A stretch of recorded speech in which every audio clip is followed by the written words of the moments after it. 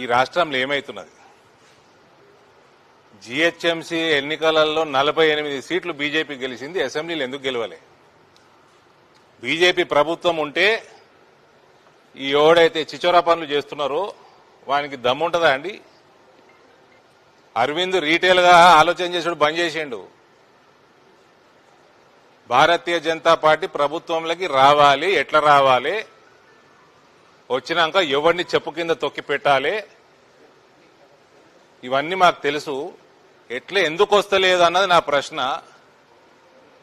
ఇది Bharatiya Janata party solve చేసుకోవాలి. 48 వచ్చిన జిహెచ్ఎంసీ ఎన్నికల్లో ఒక్క ఎమ్మెల్యే సీట్ ఎట్లా గెలవము? ప్రభుత్వం వస్తుంది అన్న పరిస్థితి నుంచి మాకు 8 సీట్లే ఎందుకు వస్తాయి?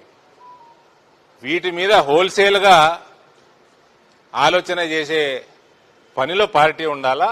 ప్రభుత్వం ఎందుకు రాదు, ఎట రాదు? ఇక్కడ ప్రజలు ఓటేనికే సిద్ధంగా ఉన్నారు. పార్లమెంట్ వేసినోడు అసెంబ్లీకి వేయడా?